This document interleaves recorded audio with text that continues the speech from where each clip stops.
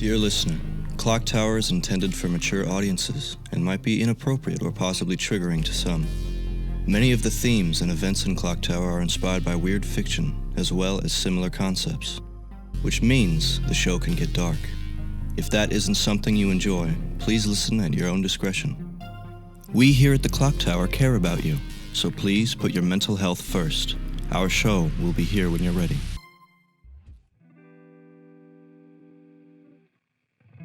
Welcome to Season 2 of ClockTower, a D&D 5e experience. To all our old and new listeners, we're excited to have you here with us. ClockTower is a D&D campaign turned audio drama, played with a custom class and a few house rules that we as a group collectively enjoy. If you find yourself getting a little lost, there's always older episodes to guide you back to the path. With all that said, I hope you enjoyed this episode, and welcome to the ClockTower.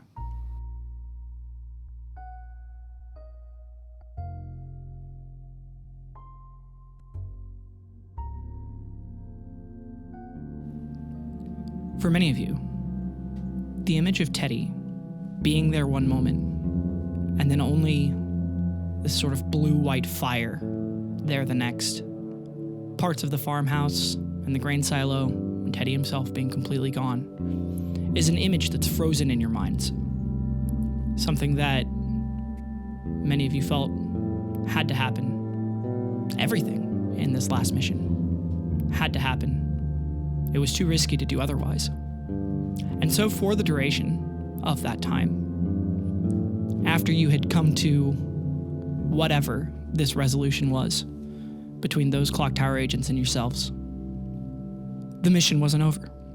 And all of you had this lingering dread that you might be stuck here for who knows how long, that you might never find every weapon that had been squirreled away, that there would always be something else you were looking for here. And so for those few days, none of you really spoke to each other. Sam and Jaeger had small passing conversations, and Barrett and Trinket worked together to comb through a lot of the house, to cook food. But the mission wasn't over. And it's only now that you all sit on the couch together and feel the couch relieving so much of the stress and anxiety and worry from that last mission from all of you, that you realize that you all didn't talk about it, that the mission wasn't over. But it's in a lot of ways behind you now, and also in a lot of ways, especially for Trinket and Barrett, it could happen again. It might not be over. This might just be the beginning. Oh, finally. As I plop on the couch, just reel my head back and close my eyes. Whew. As I perk my eye open and see what else is going on, what everyone else is doing, just to make sure he's not the only one taking it easy. As you do, Barrett, you see the mirror reflecting the four of you, as it does when there is no mission currently happening. Another sign that at least that mission was over. It's so weird that you're not in the middle of the couch, that you're on the far right now, and it's weird that Grin isn't next to you. And you're not sure if it'll ever stop being weird.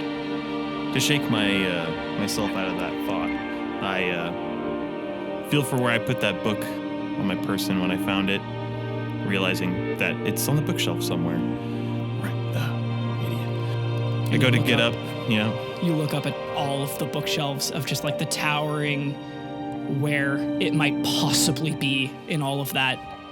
Well, I remember where I put the first one. Best place to start there, I guess. As I make my way over to the bookshelves and start looking for that book. Okay. As Barrett gets up, what are the rest of you doing? Jaeger is sitting on the couch, but his hand is sort of feeling around his chest where there were bullet holes riddled through him before.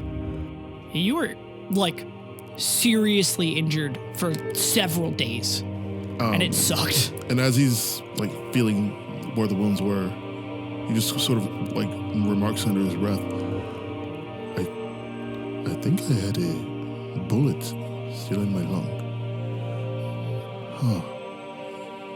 It feels better to breathe now. And his eyes kind of trail off for a moment, almost like he's rethinking about that last shot he made. And then he just shakes his head, takes in a deep breath, sighs out, and stands off the couch to go and look at all the weapons that have been added to the wall. Sam comes out of their own head at the weight of Jaeger leaving the couch. Their eyes kind of quickly flick to Jaeger back before kind of returning to their own, coming into focus. And stand up and look up, probably for the first time in a very long time, at the tower, wondering that they can break a cycle, they can do better, they can be better, but they're still here.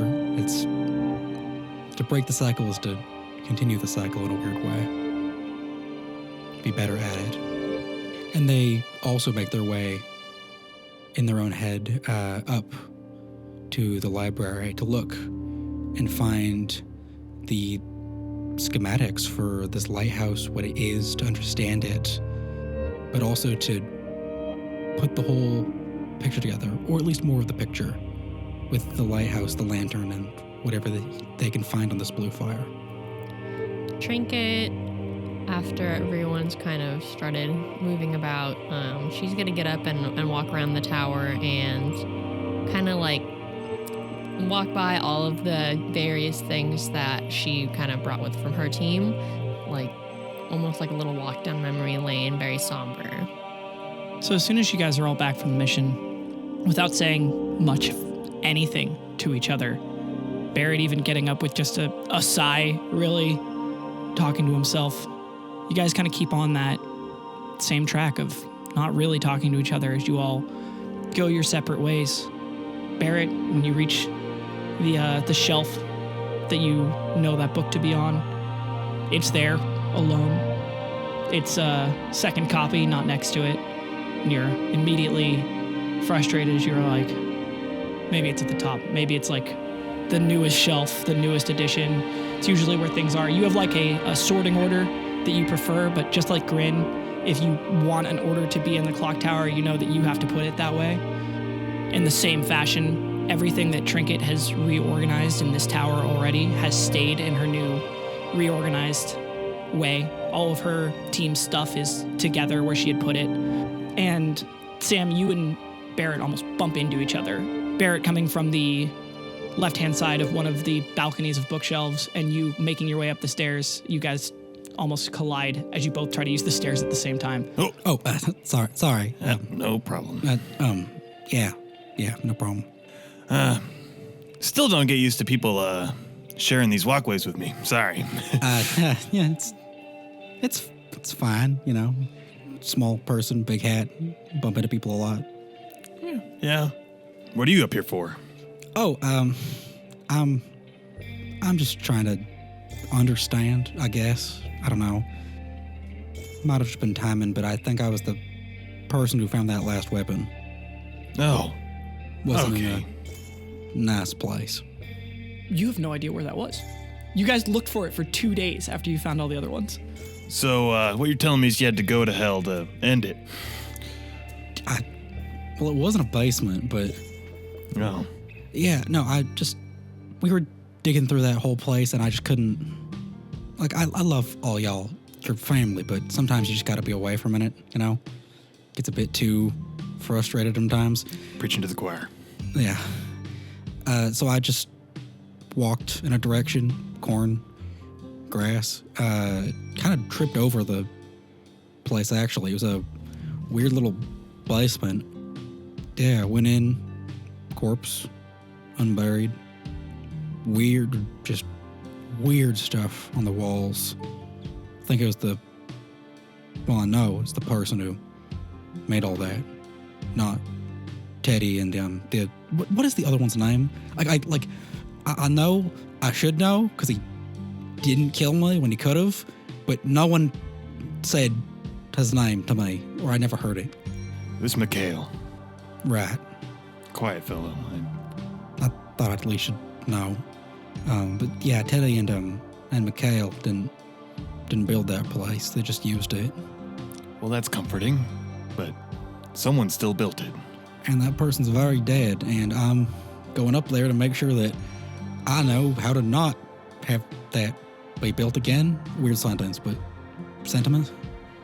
Where do you even get the information for that kind of thing? Unless you were, I don't know, in the Harvest Wars themselves, or maybe when before that. Or interrogated an owl. Well, we do that all the time. They hardly give us shit. No, we don't.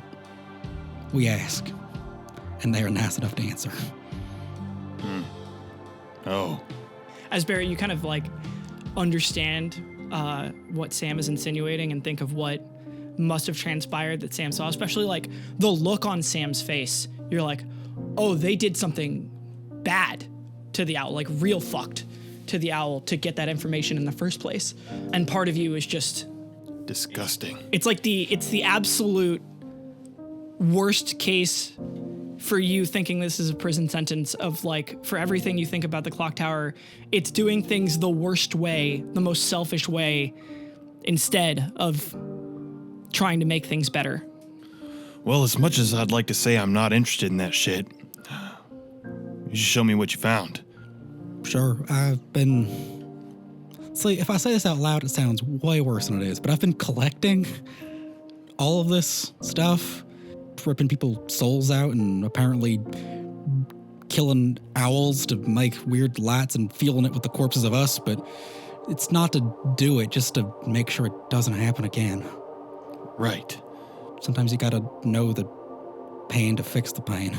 As I look to wherever Trinket may be. You look down, and Trinket, as you've been kind of making a circuit around the entire clock tower, I almost think we can follow Trinket's travels around the clock tower using the like hourglass in the center of the room as the center, like the focus point as you kind of make your way around it. And we see the infinite worlds like grains of sand going through the eye of the hourglass, just sort of making Trinket a silhouette passing around the tower. And as you're kind of looking at the trophies that you and your family got, and it's each one of them, you know every story about what happened. You know everything about what it took to get that trophy on this wall. You can remember everything you guys had to do, and yet there's like this weird sense that it's harder and harder to remember their faces. And as you are looking at that, it also feels so small in comparison to everything that is filling up this wall that Grin and Barrett did together. And you have that sense that like, even though Barrett has very obviously been through so much more than all of you, he still is compassionate about what you guys have been through. He doesn't think less of you for not having more experience. And there's something that feels very familiar about handling things that way.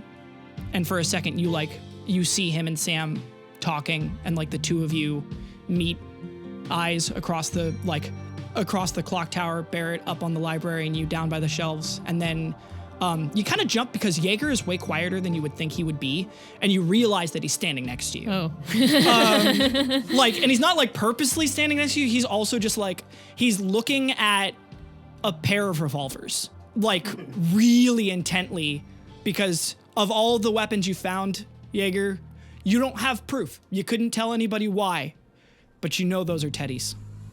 Jaeger doesn't even realize that Trinket is there. His eyes are intent. He's staring at those revolvers, and his hand slowly reaches up and grabs one, pulls it off the wall, holds it in both his hands, and feels along each scratch and each rune mark. The weird thing about it is uncomfortable how light it feels, how hollow it feels. The power, the energy that your weapons have, that every weapon has when you pick it up in a world, it's gone now. It's a trophy, it's a representation, it's the shell of what that weapon used to be.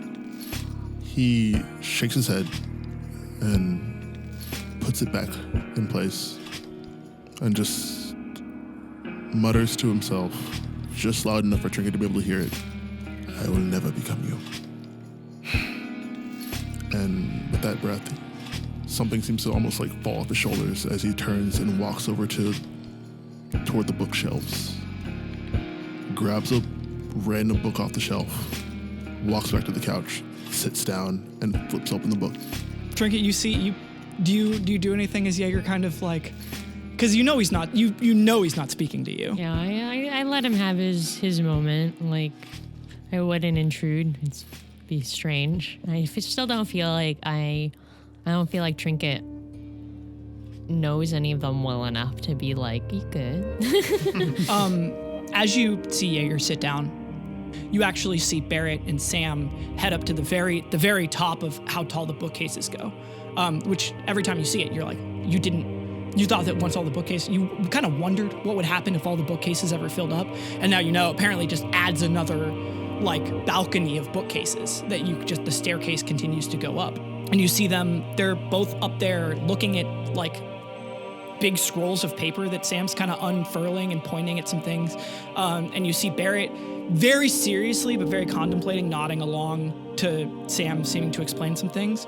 And then there's this light out of the corner of your eye.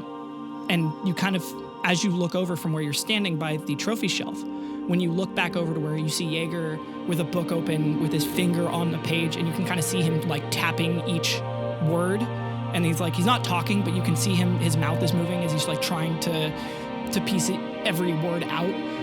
It doesn't look like he's going very slowly either. As you've watched this guy learn to read, it's like pretty heartfelt. And then your heart drops because you see the light that had caught your eye is that lantern on the table. And from where you're standing, that wardrobe, you see that light is almost like at the center of that wardrobe from your viewpoint. And there's still that, like, you can't shake that feeling that you had when you looked at the light right before you started this mission. There is something very familiar and not a good way about that lantern. With all of these bad thoughts in mind, I'm going to sit down on the couch and relax like you do on the couch. It does help, actually. Yeah. You like sit back on the, it's like you got up and you walked around and it like all started piling up on you again. And as soon as you sat on the couch, you can breathe. Mm-hmm. You're just like, whew. And it's kind of like the mission, the corn, the lantern on the table. It's all like, you can take that as you need to. That's like everything is, it's a little bit more okay every time you sit on the couch. Sam and Barrett, you start to realize pretty quickly with Sam some pretty disturbing things about that light that like kind of makes sense. That light is the light when some kind of fire, the like diagram is like, it kind of starts from the point of like, now that I have this fire, all I have to do is feed it ClockTower bodies. Like the bodies of my fallen people, and it'll protect me from them. And like this guy's ramblings are like, they're notes to himself. They're so he doesn't forget. He's not trying to make it so anybody else can replicate this invention, replicate this behavior. It's just so that he doesn't forget everything he's learned. And he is, from his ramblings, he's fucking lost it. Whoever this guy was, he was not okay. He had seen some shit. It's unclear if he was in the Harvest Wars or not, but the way he talks, you think he might have been. But he despises the tower more than Teddy does, but in this weird, like, the universe is destroying itself. There's like a war being waged that we can't see, and I'm gonna be protected here on this farmstead with this fucking light, and I'm gonna burn the bodies of my people to keep myself safe. Like, that guy, unhinged. And he did some unhinged things in order to get this information, and it's very clear from small anecdotes about, like, cut off a finger and I got what I needed to know. Like, you're like, oh, fucking gross. This dude literally tortured an aspect of the owl alive, and you guys know they're not always connected to the owl. So, like, he basically tortured an innocent person to get this information, and you're not sure how he did because it's wild. It doesn't make sense, a lot of it. But that light, Sam, roll a Arcana check. 11. Okay, and I have one other question for you. Are you showing Barrett everything? Or are you just showing him these notes? Or are you going to show him the Lantern Lab, the Lost Soul Lab notes as well? Because you guys had touched a lot of those. You had all the diagrams from the like trash bin of how the lantern works and all of that. I think Sam doesn't intend to, but with the way Sam is talking about this, it kind of comes up naturally. For as unhinged as these notes are, it's like they were written in the same way Sam would take notes to themselves. Right. You are starting to piece together that whatever that flame was, whatever, it might just be different method, same result of like the Reacher had that light, but the Reacher was taking ClockTower agents, and these guys were burning their bodies to keep this fire going, whatever this fire is. Whatever it is, you are like 70% sure it is directly related to the agents themselves. That's why it works. That's why it stops your watches. They're using the power that makes it so that you guys can kill timeless creatures to kill you. If you look here, and Sam pulls like another diagram that's closer to the lantern over. If you look, this method makes sense. I wouldn't call it right, but it works the same way. You can, it's us. It's not a weird thing. It's us. It's always been us. And while you're explaining that, you like look down at the light and you see Trinket and Jaeger are both sitting on the couch. Jaeger is reading and Trinket is, I think, just like chilling, right? Just like, and you see the lantern because, you're looking at diagrams of it. And it's kind of hard not to look at the thing that you know. And then you realize something about the light in that lantern, the light of Om, and this like blue light you've been seeing. Om was also burning a ClockTower agent. You guys saw her body. You saw what was left of Alaya try to absolutely destroy you guys. And from what Castell said, Om was from Alaya being consumed by Om. But the light of Om was warm. It was alive. It was all-consuming. It wanted to like pull everything into it. It like consumes ClockTower equipment and leaves behind the remains, which with the way that the lantern works, it like basically molds those remains into ClockTower coins. But it like adds the life of agents to itself.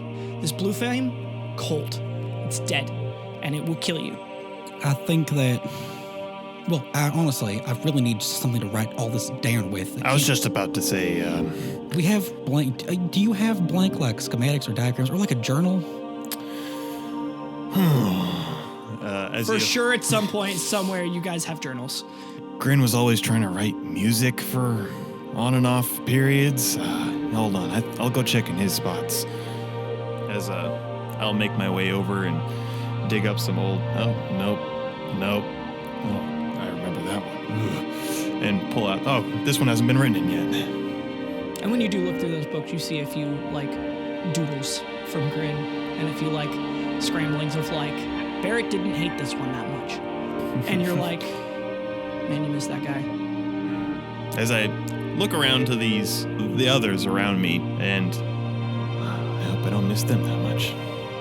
Or maybe I do. I don't know. I'm fucking saying. What was I doing? Oh, right. Okay, back. And you run back up to Sam. How much time do you guys spend trying to figure this out? I would prefer that we get this like written down in the most like, okay, not the most, but in at least a digestible, like abridged version, something that's a little more tactful, something I'd be a little more willing to show Trinket, and something that Jaeger could read easily. So basically try and dumb this madness down into just for something for dummies. I think getting to that point takes you guys several hours. That's fine. They look like they could use several hours. In that time, do either of you do? I mean, you're reading, so that can definitely be a task that'll take several hours. Trinket, do you do anything else while they're figuring this out? Can I like take a nap? Yeah. I would like to say I don't think Trinket I don't think you ever has have. ever taken a nap. Trinket unfortunately learned during the corn thing that she has to eat food. Unfortunately, that was the mission that forced her to learn that she does get hungry and needs to eat, and it was all corn. And now she's kind of dozing off like, oh, I could take a nap? And so she just relaxes and kind of starts drifting off. All right. So Trinket's curled up on the couch. Jaeger's reading. Jaeger, roll. Just give me a straight roll for a second. 1? Oh, 1. Oh, this book is a diagram of how cars work. Why do I have that? It is the driest shit you have ever read. And you have not read a lot of things, but it is bad. This is like really bad. No layman terms. No, it's yeah, like, no. Imagine trying to read something and you're like, trying to read the word fuselage. Like, you're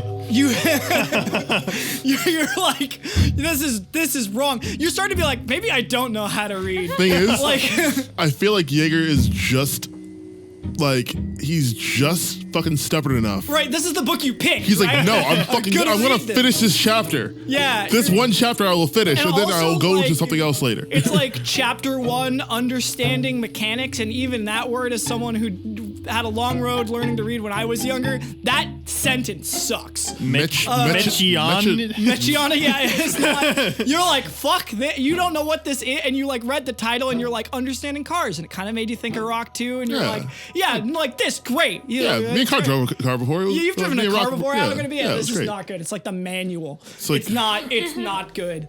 And you're like on the first page after several hours. You do start to understand, and you're like, you start to realize what the book is about. You're like, this is an educational book about how to understand and do work on cars to keep them running. And it's not, you're like, this is not. Is it weird that Jaeger would kind of keep reading it only because he's like, Rock isn't here, someone has to be able to drive the car. Sure, I like that. I think that it's a rough read for It's Jaeger. real bad. I think it's real bad. I think it's the worst. You're not enjoying it, but with your determination. But like, it fucking like somebody's like, Jaeger doesn't know if Trinket or Barrett know how to drive a car. So what if we get into another car situation and no one can drive the car? It's weird too I because need you to start know how getting a to do headache, it. and then the couch immediately fixes it. Yeah. And you're like, okay, keep going. So you like you can keep going forever because you're on the couch, but it's just like, man, what a book. Fucking try. But now I know how to start it. Maybe. Right. I So can start a car. The two of you, Sam and Barrett, you realize that the information you know is that blue light cuts off your connection to the clock tower, but it can't keep you from completing your mission. If the mission is complete, you'll go back to the tower, but slower than usual. How long that'll take, you don't know. The light is cold, and it makes you feel sick, probably because it connects you to like a strange sense of time and mortality. The light comes from ClockTower agents, but it might not all of them be burning on a pyre. And lastly, the Light of Ulm might be connected to that blue light in some way, because it was also burning a ClockTower agent, but there's this weird sense you have that the Light of Ulm almost does the opposite thing. That it is a warm light. It's a warm color to the cool color of that blue light. It is a different light, and Sam and Jaeger have already seen it protect them from these like cold, unfeeling shadows in the wardrobe. So it might suck to use, but you've never seen anything beyond the table if it wasn't a tool. I don't have the baggage that comes with that lantern. Sam explains that it just feels bad to touch. Yeah. There's something really bad. It has like a debuff of some kind, emotional, like mentally, emotionally. It feels like you're like, it feels like it would to hold the dying bodies of your friends. Like it does not feel good to hold. And Jaeger Sam tells you throughout the studies that like Jaeger touched it once and saw like a bunch of crazy visions. do you guys touch it at all throughout the sake of, like, if Sam is telling you about this, do you touch the lantern at all? I know it's my job here, but it's still not exactly my area of expertise. I was kind of hoping that we could get this information we have about this light and maybe get you and Trinket working on this. I don't really exactly know what this is fully capable of, but I'm willing to find out, but I don't want to do it alone. And I don't want to pull anybody that doesn't need to into this. Yeah, I think that I have no problem working with this. Well, You should. Sam stops and like, yeah, I don't mind working with Trinket on this. It's just, I'm gonna keep at it. This is for everyone and all of us, but also kind of a personal project. I'll write down, or we can, I like the draft that we have for the understanding for all of us, but if you don't mind, I'm gonna work on these back pages and my own notes. And I'm happy to share them with Trinket if Trinket wants to, but... Right. I totally agree with you that this investigation should press further. I just don't want to do it without Trinket knowing. I feel like if we find something out that might help us out and... Why do you want Trinket to know? As Trinket, I mean, I know... I don't want with the Reacher and with us and like, but... I don't really necessarily want them to know. I don't know. I got a hint of what they've been through up there on that lighthouse.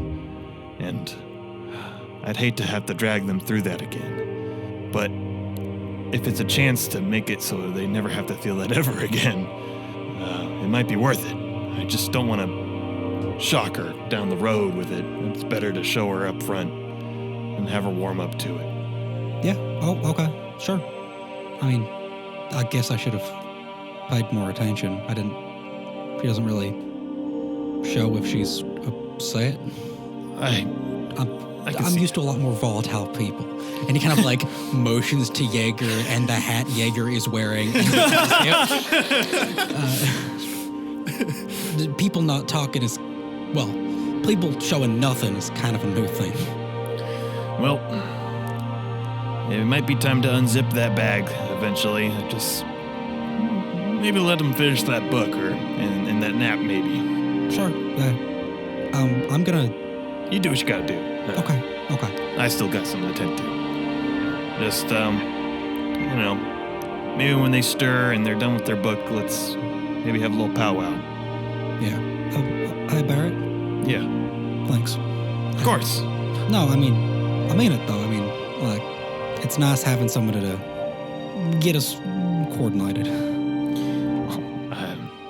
I'm trying to coordinate myself too, so it's a group effort. I usually have someone doing all the coordinating for me, so, I know that feeling. Yeah. Trial by fire. No, sorry.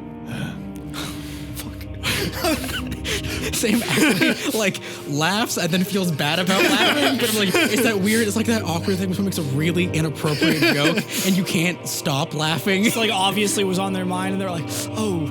Yeah. That's why I try not to do all the talking. I'm gonna just go now. As Barrett heads over to a different section of the library, I'm imagining to finally find your book, which after a little bit you do, and you're able to... You had said previously that you weren't going to sit down and read it because you almost don't want to know how it ends. But you do find it. I just want to find it. I don't necessarily want to read it. You're gonna put it trying where to it figure goes out. in Yeah, your I want to organization hold system? it. I want to see it. I don't want to read it. I need it in my hands so I can let my intuition tell me what I need to do with it, because I have no fucking clue what I want to do with this at all. Should I throw it behind the wardrobe? Should I crinkle it up and just eat it? I don't fucking know. But I got to get it in my hands first. So you find it not too long. You go to the very end of the shelf where new items start being added, really close to where Sam pulled all of the information off of. In fact, it was literally the book right before that. But it's just, you have it in your hands and you could know the end. And I'm just fanning through the papers, just watching the words fly by without actually getting to make any sense of them. you also have the passing thought of like, Grin was always looking for this book for you. Like ever since that mission. You're not even sure right now you can remember how that mission ended, but you remember that Grin was still looking for that book a long time after. Well, I'm glad he wasn't around to find it. I can only imagine what would happen. I guess I'll just have to imagine. You have an image of Grin in your head being like, I'm really glad you found that. That's good for you, Barry. Am I going crazy? You're just like, you do your best like Grin impersonation in your own imagination. I'm going crazy. Yeah. Even now, I still can't get peace. I'm still talking to myself. Barry just holds out their hands, stops, trying not to think about it, quite literally trying to physically wave it off. Puts book back. Looks at book. It's in the wrong place. Picks it back up. Where should I put that? No, that's what he would think. I'm talking again. Barrett has an existential crisis on the bookshelf. Trinket, you while you lay down and you feel like at first you're just listening to Jaeger flip pages and every so often a grumble or a sounding out of a word in the distance, listening to Sam and Barrett talk about something you can't really hear all the things they're going over. Eventually darkness and like unconsciousness fills your mind and you find yourself surrounded by these strange trees that seem to shift with every second, and you can't help but feel like you've been here before. And then you feel in the dream like you're so tired, and you know that you've traveled for a very long time through strange and brutal lands, seeking something. The trouble is, you can't recall what you're seeking. And an early memory is dredged up. What memory is dredged up? I think what comes to mind is my first memory of the tower. That would be what this is. So, like the first memory of being in the tower with all the people I've lost. Like the first memory of being literally in the tower. You're on the path in 1 second. This like winding road that you know once upon a time led you to the clock tower, and then in another moment, in a split second, you're staring at that mirror in that small room at the end of that path. And when you finally realize who you are, and you reach out and touch the mirror and step through, you find yourself in your own large empty clock tower, and you remember it, that first time you were there by yourself, it being very empty. And it wasn't until that first mission that you met the other people who would become your family. And you remember meeting Syl, Whisper, and Pockets for the first time, seeing how, even though Pockets was kind of just as confused and fresh as the rest of you, how he immediately took command and just started giving everybody direction. You remember Syl cracking jokes on that first mission, and then you remember completing the mission and ending up on the couch together. And you just have that thought of the first time you were ever in the clock tower with other people. Not like when it was empty and when it felt extremely hollow and too big to understand, but the first time it felt like home. And then in another second. And then you're lying in a field of wheat. You like roll your head to the side and you see it waving in your fingertips. And another memory flashes by. Another mission, another time with your family.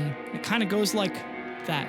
The dream, almost like the path, leads you in a circle, and the circle just keeps bringing you to flashbacks of the people that are gone.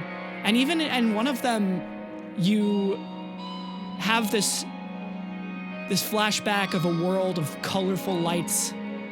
You have this thought of seeing Rock making a mess in the kitchen, and like you kind of just see them turn around and smile, and then that vision is gone, and then you hear this like thumping like a heartbeat, and you hear this like churning, groaning, almost like a war horn or a siren blare out distantly, coming closer. And you hear that thumping again, like war drums. And you see this blue light up the darkness on the horizon, and you see you're surrounded by snow in a place you have never been. And you see in the distance, as that sound blares again, the blurred and silhouetted image of a being well larger than any being could exist. Some eldritch, colossal monstrosity in the distance that almost looks like a wide-brimmed hat and a scythe echo out in your mind. And then the thumping gets so loud that you wake up and you realize that the thumping you're hearing is your heart in your own ears.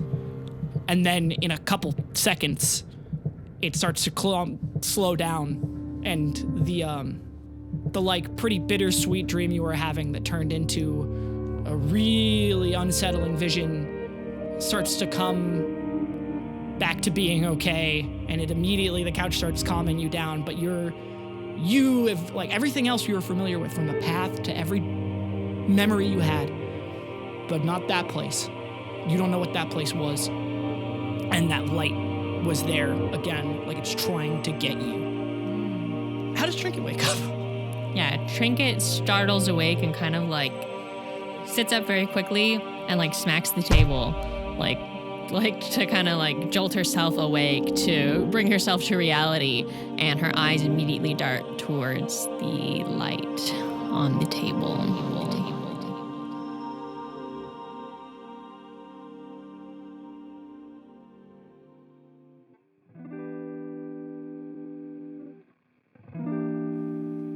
Hey, it's me, Ellie again. As I'm writing this outro, it's currently New Year's Eve of 2023, and I want to say, from all of us here at ClockTower, we hope you have a happy New Year's. This has been a big year for ClockTower. With the production of Season 2, we've had our ups and downs, but I wouldn't trade it for the world. To all of you listening to this, thank you for everything. ClockTower wouldn't be here without you, and I can't wait to see what we're able to bring to you next year. And I can't wait to see what you bring next year as well. So, I guess it's on to credits now. If you would like to collaborate with us or work with us in any way, contact us through the Contact Us section of our website, ClockTowerAgent.com. Barrett was played by Bink, Sam was played by Cal, Trinket was played by Kball, Jaeger was played by Trent, and I, Ellinthris, was your DM. The voice of our disclaimer is Valak Donahue. You can check out his work at patreon.com/themadlanddreamer. All music from Season 1 of ClockTower made by Who's Music. If you would like your own D&D music commissioned, you can contact them and find all of their work through whosisthis.com, or find it in the description below. Thanks, Who's. Static screens, I need to update that. Skeleton King was right. Thank you to our editing team and Cal for making the episodes what they are. Thank you to our sponsor, Alpha Lupine Images, for donating the equipment to help us make more content with better quality. And thank you again for listening. ClockTower Season 2, Episode 25, will be out for all of our early episode patrons on January 19th, and will release publicly on January 26th. Till then, time's ticking. See you in the ClockTower.